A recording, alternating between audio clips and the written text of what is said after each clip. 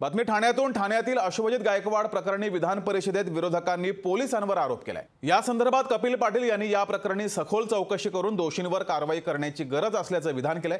या संपूर्ण परिस्थितीवर आमदार कपिल पाटील यांच्याशी संवाद साधलाय आमचे प्रतिनिधी चेतन ननावरे यांनी। प्रिया सिंग प्रकरणामध्ये ज्या प्रकारे आज काल जरी अटक झाली असली आरोपीला तरी आज तात्काळ आपण पाहतोय की जामीन मंजूर झालेला आहे। आपली काय प्रतिक्रिया?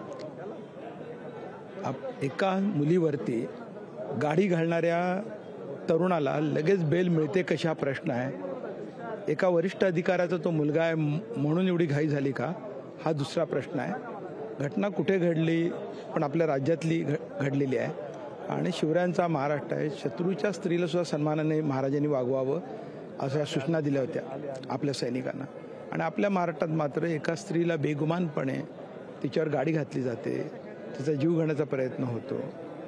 कायदा आणि सुव्यवस्था ढासळते यापेक्षा एखादी घटना घडल्यानंतर आरोपीचं संरक्षण होतं ही जास्त चिंतेची बाब आहे।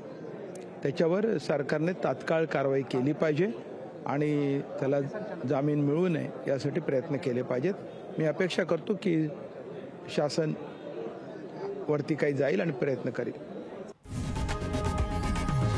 लोकशाही मराठी ऐका, पहा, जागरूक रहा।